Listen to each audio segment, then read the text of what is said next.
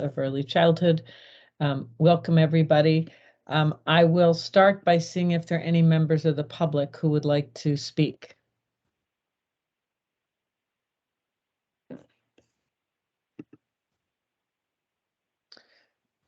Okay, seeing none. Katie, I'm going to ask you to do a roll call.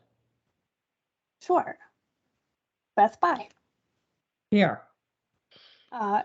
Commissioner Bartolomeo is not able to join us, so Patrick Flaherty. I'm here representing Commissioner Bartolomeo. Lloyd Blanchard. Here. Commissioner Gifford said she will be joining us late. Ken Klutchnik. Here. Golf. Here. Yvonne Klein. Here. Tim Larson. Here. Commissioner Russell Tucker is also unable to join us, so she is designated Ajit Gopalakrishnan. Here. Agnes. Here. Kelly Valeries. Here. And Mike Williams. Here. Excellent. Okay, thank you, Katie. First order of business is we have proposed amendments to the Enterprise Memorandum of Understanding. There are two amendments. Let's take them, we'll take them and vote on each. The first proposes changes to Appendix 1, adding. Excuse me, I'm gonna interrupt because Commissioner Gifford is not here yet. Can we move those to the end of the agenda so that we have a representative from every agency to vote on these items? Sure. Okay. No problem. You're just going to have to remind me when we get to the end of the agenda to come back to them. I will do that. Okay. Hey, we do have quorum. All right. We do. Yeah. I get it is your call. Do you know what? Why don't we go ahead? I think we should go ahead and vote. Okay. Unless I'm just looking at the two. Is there someone to answer questions on each here, Katie? Yes. Okay, so why don't we go ahead? We used to leave the votes open, so if people wanted to show up late and vote in the affirmative. True story. Good point. And this is why we have a lot of meeting people here who spend a lot of time in meetings. So between us, we'll get this right. So the First Amendment proposes to change Appendix 1, adding and onboarding new agencies to P20 WIN. So I need a motion and a second, and then we can. I'll move that, Commissioner. Okay. Thank you. Tim Larson. Thank you. Second, Lloyd Blanchard. Okay. So this amendment is a proposed modification for the onboarding process in response to the discussion at our February meeting. The language has been recommended for approval by the Data Governing Board. I don't know, Katie, if you have any other clarification or if there's any questions or discussion.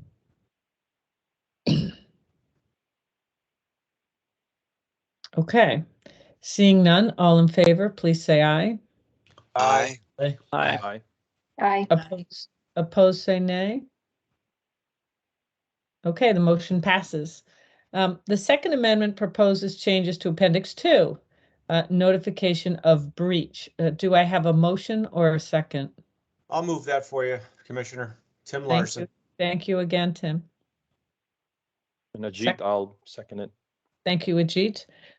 This proposed change clarifies to agencies and data requesters about the notification process in the event of a breach. The Data Governing Board with BITS developed an incident response plan to be used in response to security incidents related to or connected to active P20 WIN data requests. The proposed language has been recommended to the Executive Board for approval. Any questions or discussion? Okay, seeing none, all in favor, please say aye. Aye. Aye. Opposed, say nay.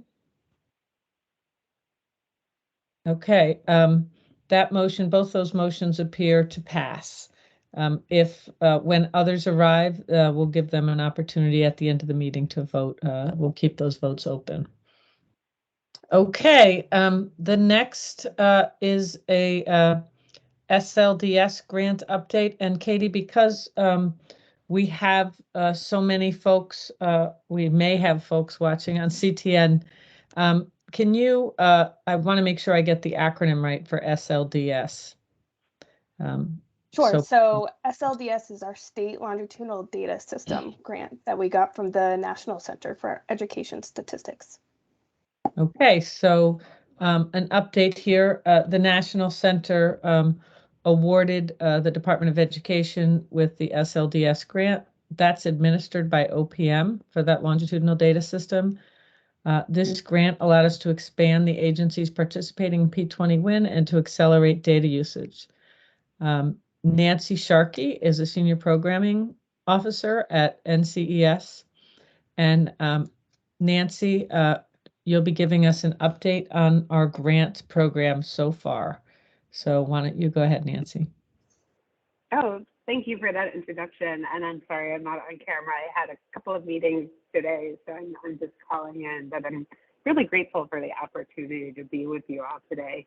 The Connecticut's grant is really ambitious in terms of the number of agencies and the types of data that are being brought into P20W WIN, just in terms of education data, but also social services data and other data that are related to kids and families, but not necessarily education data. So it's been really interesting and informative to listen to their updates as they talk about bringing together memoranda of understanding with these different agencies, especially as the pandemic hit, which I think delayed Connecticut's work a little bit, but also delayed the entire field with these FY19 grants. So I wouldn't worry too much about progress at this point, considering that the state has made a ton of progress and it just was a little bit delayed by COVID. The state, I think, has also done a terrific job thinking about how to frame policy and research questions and calling them, more questions of what we're trying to learn. So the learning agenda, which I think gives it a much clearer sense that the project is designed to help people make informed decisions using data from the SLDS project.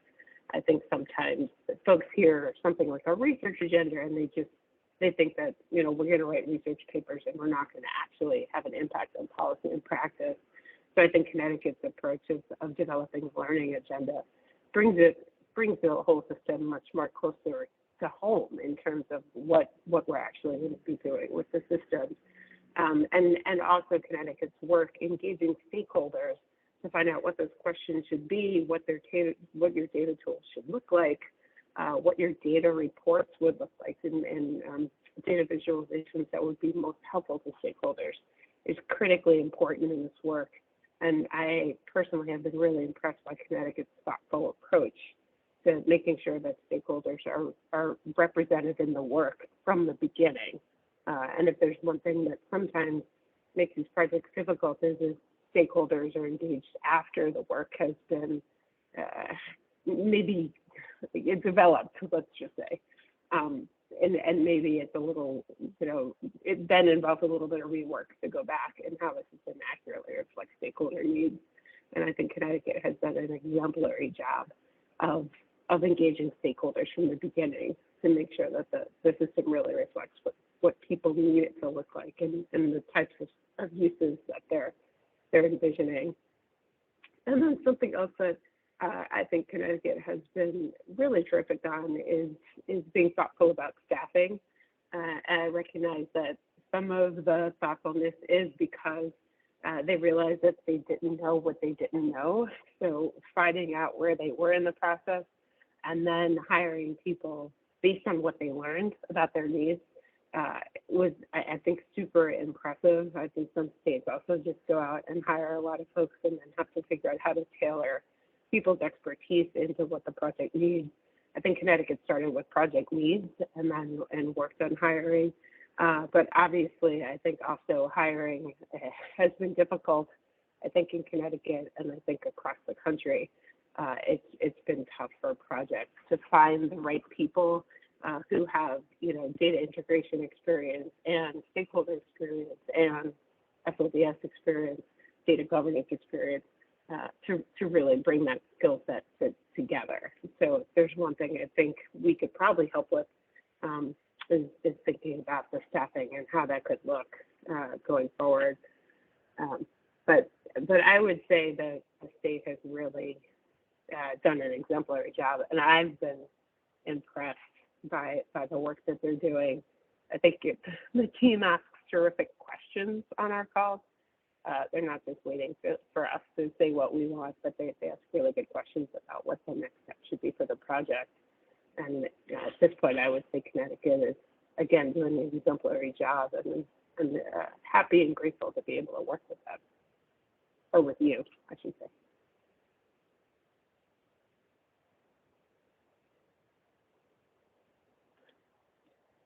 Are there any questions or concerns?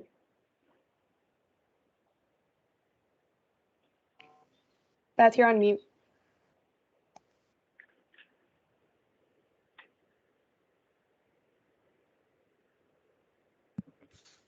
I'm sorry, I just said thank you so much, Nancy, and asked if there were any questions.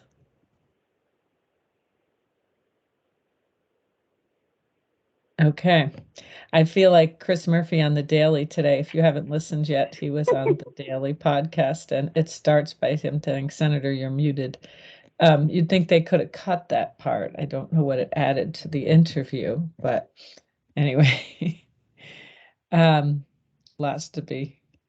lots more needed, but lots to be proud of with his determination to get something done. Okie doke. Thank you so much. Next, we're going to have a report from the Attorney General. OPM has been working with participating agencies, different legal counsels, and data governing board members. This is so challenging, and Scott and Katie, thank you for your patience. And also with our federal partners, legal consultant and the AG, just to make sure that any cross-agency data sharing is done properly. So we have Phil Miller from the AG's office to give us their sort of opinion and update about the data sharing agreement. So I'm just going to turn it over to Phil. Thank you very much, Beth. Good morning, or actually good afternoon, everyone. So thank you for all having me today. I think I recognized definitely some names when I gave that brilliant training on FOIA last year that I know many of you enjoyed.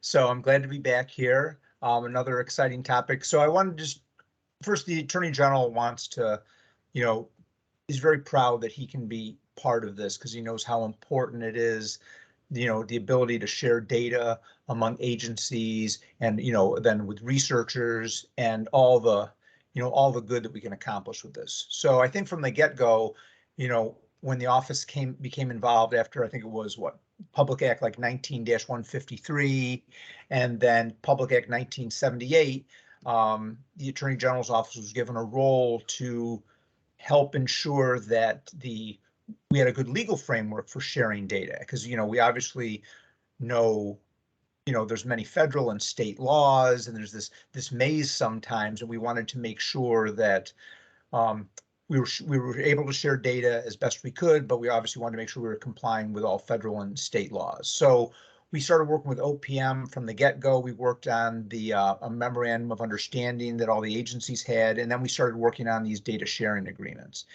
And what we tried to do is first, listen, first of all, OPM, Scott and Katie, they deserve like 99% of the credit here. I mean, they worked so hard working with, federal agencies and working with the agencies to talk about, hey, let's get some proposed data sharing agreements and got them to review them. And so once they came to us for sort of a second look, they were already in really good shape. So what we did then is when I got all the agreements, I got agreements, I think, concerning like DCF, financial aid, FERPA, Medicaid and HIPAA, SNAP, TAMF, workforce unemployment compensation. So we took all those sets of agreements And I sent them out to the sort of the departments in our office that sort of specialize in that area of the law. So we have, for example, we have a department that does education and health.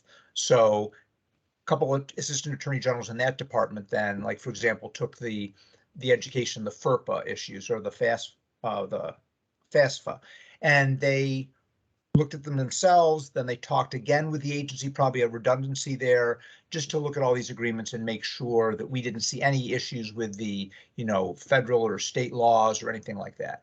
And we have just gotten all the feedback back to Scott and Katie. I think late last week, we got the final feedback from the last agencies.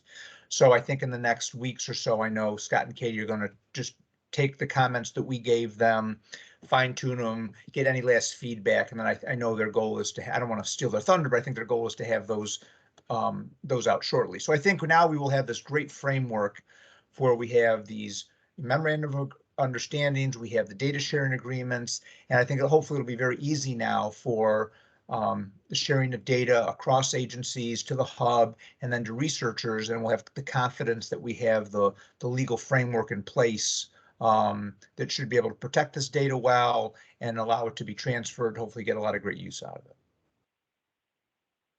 So that's really all I have. I'm happy to, answer any questions or anything I can do, but I want to thank you again for all your patience with us and letting us be a part of this.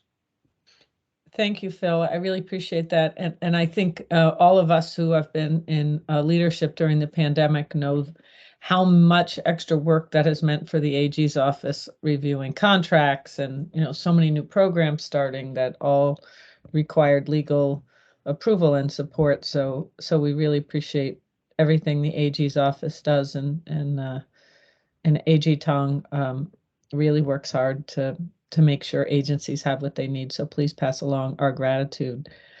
Sure. Any you. questions or concerns about this?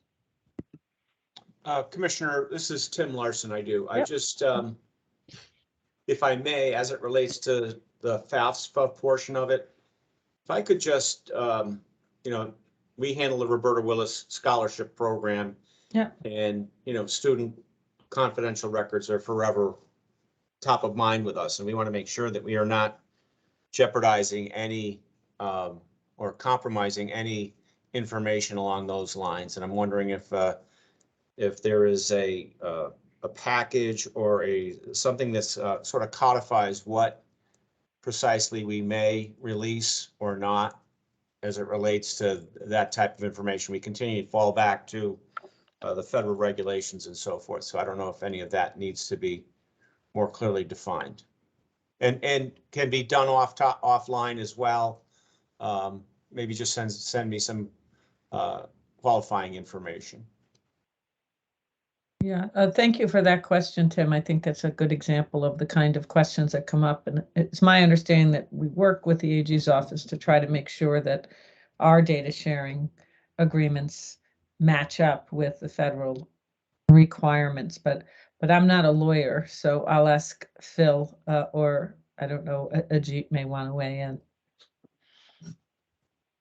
Oh yeah, I'm happy to weigh in quickly. I mean, we did talk with the Department of Education and our attorneys that do education law. So all the agreements that we prepared, the MOU, the data sharing agreements, we're confident that they do comply with federal and state law. I mean, Tim, if you want to just email me at phil.miller@ct.gov, you and I could talk more at length or something like that afterwards. So I'm, to address any specific concerns you have, I'd be happy to do that. I'll take you up on that. Thanks, Phil. Okay, sure. And sorry, Commissioner Pai, if I can just add, well, let me add two things. Please. One is gratitude to both the Attorney General's office and to NCES for just being wonderful partners in this process, and answering a lot of questions that we've asked of them graciously throughout. For Director Larson for FAFSA. This also, it's convenient, I think, that Nancy's on the call from NCS because we had reached out to Privacy Technical Assistance Center, PTAC, from the Federal Department of Education to get, I think, some of your staff a briefing on the options for that, and we could go back and pull some of the materials too. But we have, I think, both the sort of state and federal resources to draw on. So again, I think we could, as Phil had said, handle some of it offline. But I think some of that we had asked some of those questions when OHE joined last year or whenever that was. Right. Tim, does that help? Is that Oh, yeah, I'm all set. okay? I'll Great. connect with Phil. I just have a couple of offline questions just to make sure that we're protective of that data. Okay, awesome. Well, thank you, Phil, and we'll move on to our next topic unless there are other questions. So we are going to now discuss the state's IT optimization efforts. We've talked about this at a couple of meetings that we'd like to get an update, and Joe Stanford has been in the middle of it, and he's a longtime member here.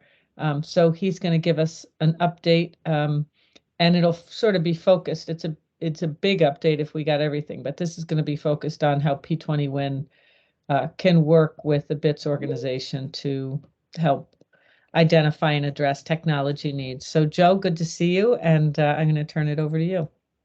Thank you. Good to see you as well. Katie, do you have the deck or? Yep. Joe, I think do you want me to screen share, Katie? Or do you want Yes. to do it? All right. It's my area of expertise.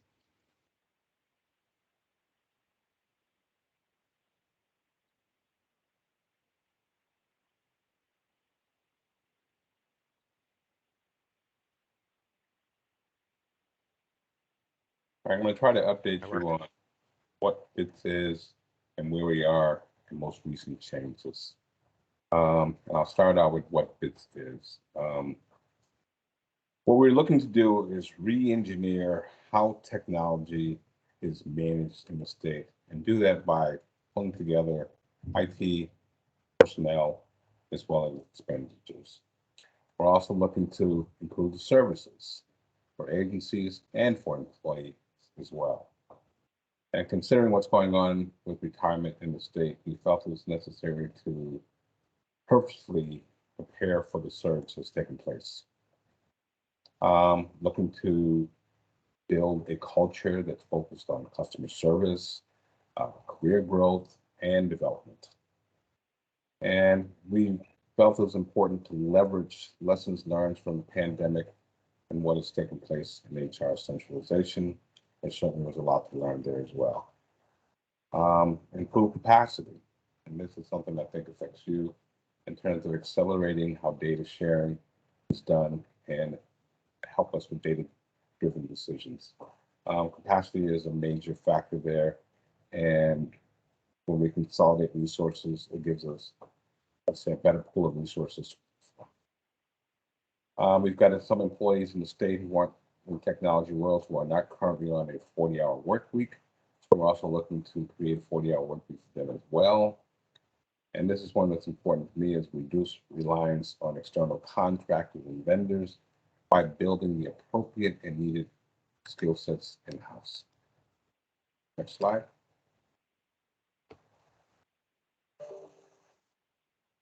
Some of the challenges and some of the solutions. Increased public demand for technology solutions. We look at things like Business One Stop and Citizen One Stop and all the work that we're doing on the websites. We know that we can serve the constituents in a much better way if we do a better job with technology. Governor's digital efforts are all about doing just that. So we have the appropriate and needed resources focused on doing just that for us. Accelerate the pace of technology change. Just like in any government, we seem to move at a slower pace, let's say, than private industry. We're looking to consolidate to be able to improve on that. Why? Widespread, outdated technology. I think there's not a single state agency that's not dealing with legacy systems and how do we move away from those legacy systems to newer technology. So we have groups that are focused on doing just that as well. And significant cybersecurity risk. I don't think there's ever been a time when there's a greater concern with cybersecurity and cyber risk. So building and consolidating a team in the state where we bring in all of our experts in that area into one organization under one leadership has certainly strengthened us in that area already. Next slide.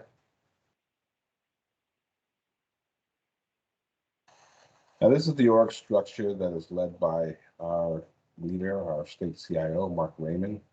And I'm going to try to explain a little bit that say gives you more than just boxes on a screen.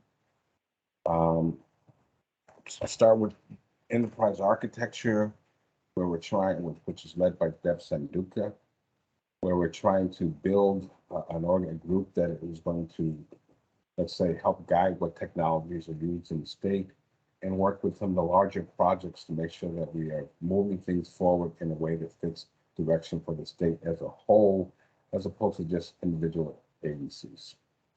Jeff Brown, our CISO, is leading that security and compliance team and dealing with all our cybersecurity risk. David Ladabia is taking the lead on digital governance and operational excellence. Some of the things that we're trying to do there is further develop skills and leverage those skills in a holistic way that can benefit the state better than what we've done in the past. Mark Oldenburg is leader of workforce enablement. We're going to have a 24/7 service desk to address problems that are going on with systems throughout for 24/7. Barbara Irish leading workforce development, which I think is something unique and special in terms of bringing a non-IT voice to a leadership team, bits to help us to understand, what's best for the employees and how can we better communicate and deliver our message to the business as well. Kevin Gravel, Director of Compute Services, and John Walshaw, Director of Infrastructure, represents our back-end technology and lead those areas. And myself, I am the Director of Agency Success, which represents all of the customer-facing stuff, such as relationship management, managing your applications, production support, and testing. Next slide. I'm going to touch on agency success for a minute because this is a change.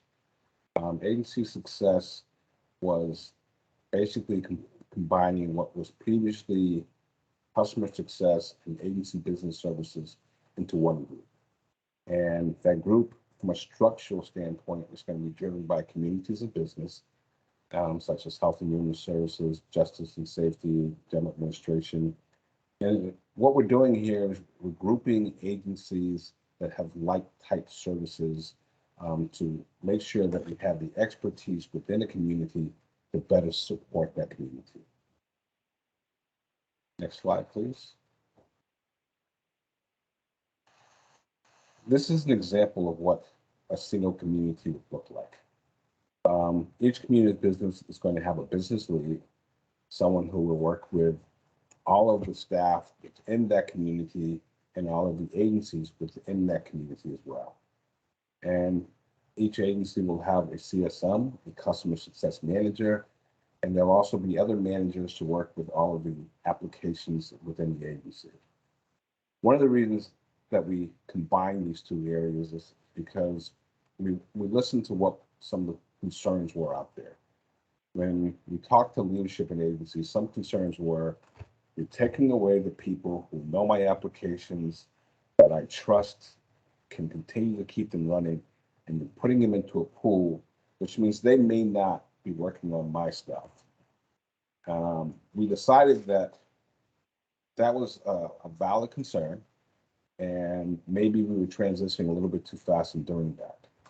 So with the change to agency success, that CSM, which in most cases was previously the agency's IT director, will be leading those areas: application development, production support, testing, relationship management within each agency. And a business lead is going to be a CSM who's going to sit at the top of the community and manage the staff within that community while you have customer success managers managing each of the staff. Off to the left, you see what's called practice areas, and that's one of the areas that David Latadia's group is going to help manage in terms of developing skills so that gradually we will allow first across the community skill sets to be leveraged from one agency that's now within a community, and then gradually across communities. But we understand that we need to slow down a little bit to make sure that first and foremost, agency needs are going to be met with the structure that we put in place. And we felt like there's no way to do that better than have the people who know those solutions right there within the agencies. So I think that's the last slide. At this point, I'll take any questions you might have. That's the last.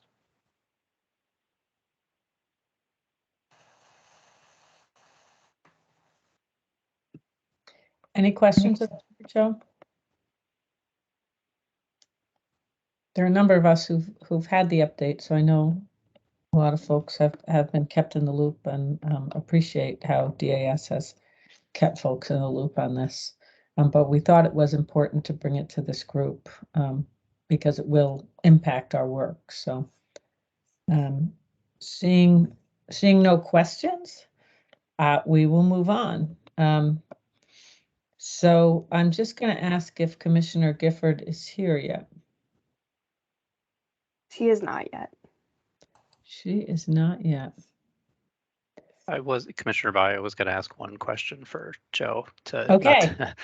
which will perhaps conveniently fill time for a second. But I think first, thank you to Joe for making the presentation, and particularly thanks to Bob Barry, who's been our sort of point person for the P20 Data Governing Board for several months now. I think one question that I would have is, what's the right way for P20 Win as an initiative to engage with BITS? Because we cover multiple the communities of business. So there's health and human services, education, labor it covers multiple communities of business, and it potentially covers different practice areas. So I think a lot falls under the BI and analytics, but we have had questions on cybersecurity come up. We've had questions on other areas. So just what's the right way for this effort to engage with BITS and sort of this new structure?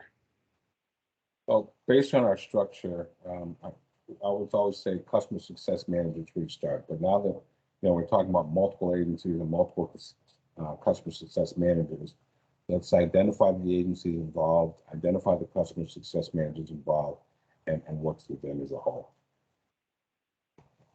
And I'll get involved if it makes sense.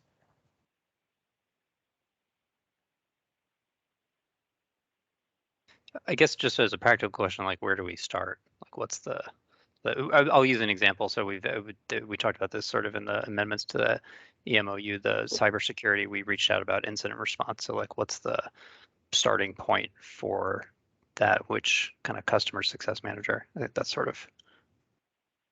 Well, I'll tell you what. If you email me a list of all of the agencies, I'll identify who the customer success managers are, and I'll get involved and pool them together and read back to you. And Scott, you could always use me, and I could reach out to the customer success managers as well. So. Thanks, Bob. Yep. Okay, great. Thanks, Rachel. I kind of wanted to expand on Scott's question. I wasn't sure, since I'm on the data governing board, if I can ask, but Joe, I appreciate the update and presentation because we've heard it at the governing board as well. And I think to expand on Scott's question, I'm just curious to know if we discover improvements in data use, like that could be really instructive to projects that are underway that are being led by BITS, like MyCT, how do we partner on those as well so that we can, the systems piece is one piece of things, but they hold a lot of data and information that people are coming to us to use. So is that another opportunity maybe we can talk about? Absolutely, and that's something I would involve Max and set up a meeting to discuss how we can leverage that effort as well. Okay, thanks. You. Okey doke. Well, I know Commissioner Gifford isn't here yet, but I think we can move forward without her at this moment. In June 2020, I was selected as the first chair for a 2-year term. Boy, has that gone fast. But it's now time for a new chair, someone else to facilitate these meetings. I told Commissioner Gifford how incredibly helpful Scott and Katie really do all the work. I manage the meeting, but that they really are incredible. So I have talked about it with Commissioner Gifford. I think with the number of ways that DSS interfaces here, she would be a really good person to be the next chair. So I'm going to nominate Commissioner Deidre Gifford as a board chair, and I'll ask if there's a second. I'll second that, Commissioner. Thank you, Ken. Seconded by Ken. Any discussion? Okay, my I'm only just going to discussion. thank someone Go ahead. again. So I'm sorry. I mean, I Go thank ahead. Commissioner Pai for doing this for the past 2 years, voluntarily on top of what I assume are a million other duties. So as this is the first time we've had a board chair, I'm very grateful that she opted to do this.